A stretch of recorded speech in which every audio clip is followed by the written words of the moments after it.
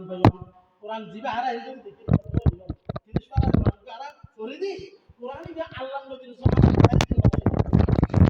আর বিয়াল আছে স্টেজের মধ্যে উত্তরা দেখে হয়তো নবীর সাহাবীদের মধ্যে আর নবীর জমানা ডাইরেক্ট 30 পারা কোরআনই বানো আছিল হরিহিম্মা আছিল যার হাতে জেদ্দুর কোরআন আছে প্রত্যেকজন নবীর সাহাবী যারা হেফজু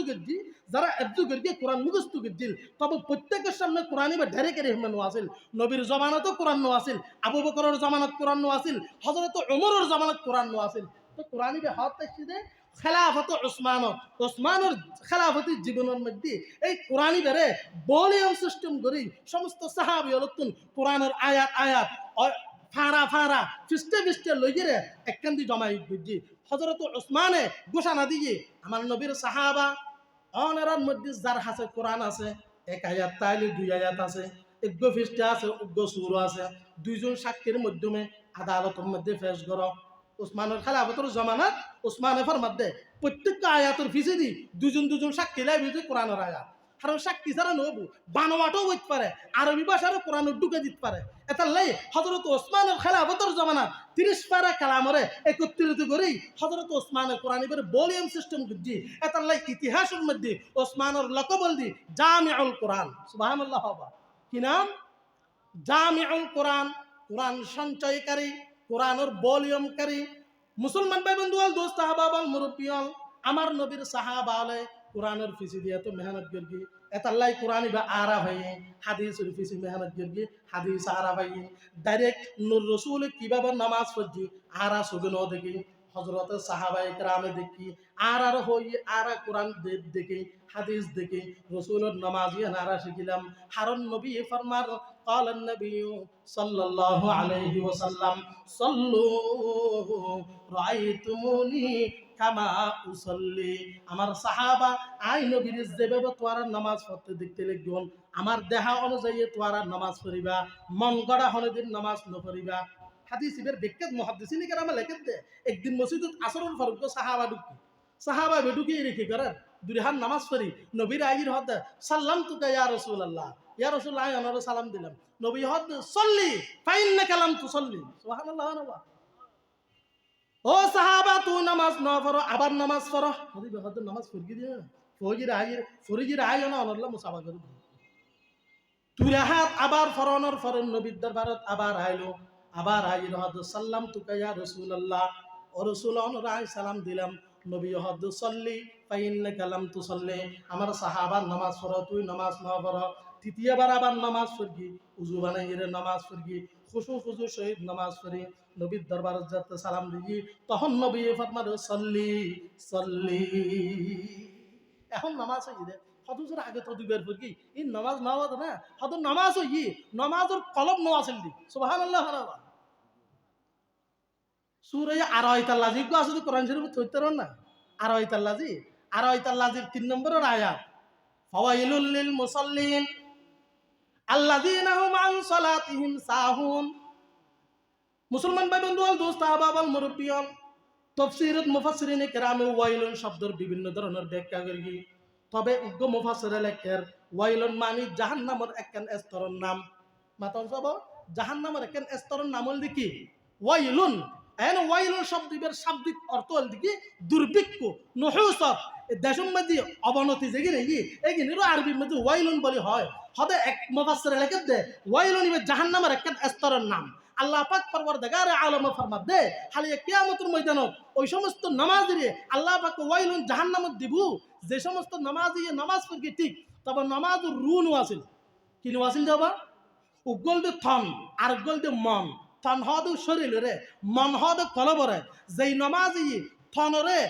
নামাজত ব্যবহার করি মনিয়ে নামাজত ব্যবহার ন করে এর এমনি মন বিহীন নামাজরে আল্লাহ পাক রব্বুল আলামিনে কবুল ন করে নাউজুবিল্লাহ না হইবে না বা মগুন সুস্তি নামাজে পঞ্জাগানা ফাওয়াইলুল লিল মুসাল্লিন আল্লাযীনা মগুন সুস্তি নামাজে পঞ্জাগানা ফাওয়াইলুল লিল মুসাল্লিন আল্লাযীনা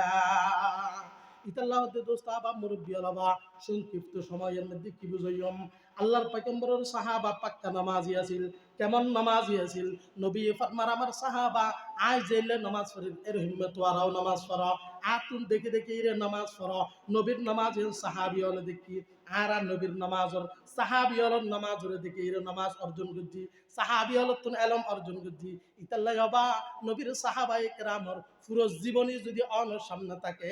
অনর জীবন নান আল্লাহ পাক পরবর্তীকারে আলমে দন্য করে দিব দামি বানাই দিব সুবহানাল্লাহ। কেন করে আজানের জবাব দেন 2 মিনিট কথা হল আজানের জবাব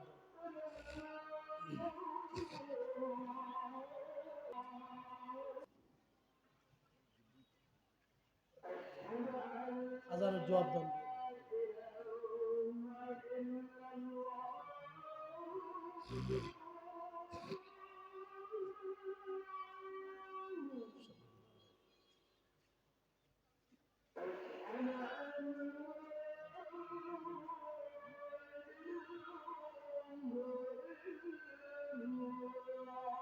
নোয়াজেল দি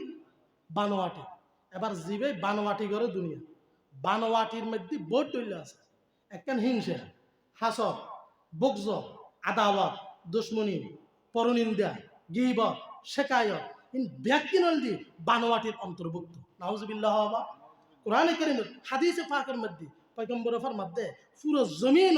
আসমানের নিচে জমিনের উপরে যদি নিকৃষ্ট মানুষকে তোয়াইরে সহ ই বলদি যেই মানুষে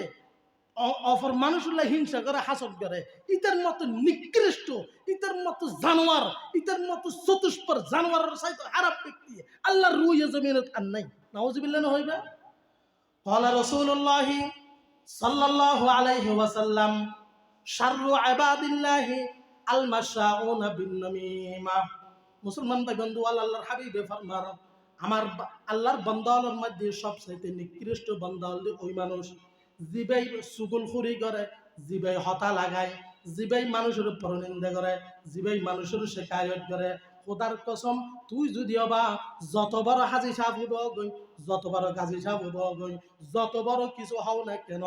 অনর অন্তরের মধ্যে আল্লাহর বান্দার ব্যাপারে হন একজন মুসলমানের ব্যাপারে যদি অনর দিলের মধ্যে যদি প্রতিহিংসা আসদ হয় আল্লাহ পাক পরবর্তীকারে আলমে কোরআনে কারীমত এমন জায়গার মধ্যে গাল দিয়ে তোয়ারে ইন্না শাররাদ দাওয়াবি ইনদাল্লাহি আসসুমুল বুকমুল লাযিনা লা ইয়াকিলুন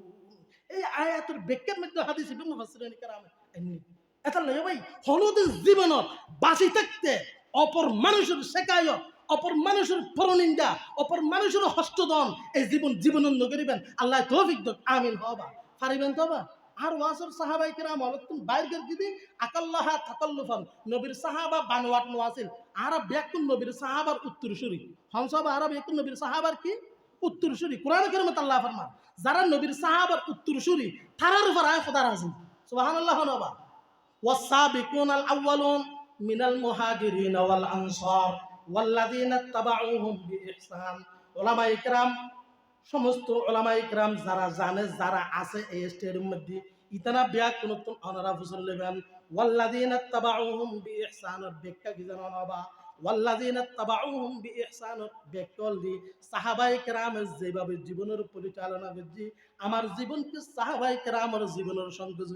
আমি যদি সংযুক্ত করতে পারি অ্যাডজাস্ট করতে পারি পরওয়ারদিগারে আলমে এর পরে জান্নাতের সার্টিফিকেট দেন রাদিয়াল্লাহু আনহুম ওয়া রাজু আনহু আল্লাহ পাক পরওয়ারদিগারে আলম যেরকম সাহাবার উপর রাজি যারা সাহাবার জীবনের মতো জীবনের পরিচালনা করিব খোদার কসম তাদের উপরও আমার পরওয়ারদিগারে আলম রাজি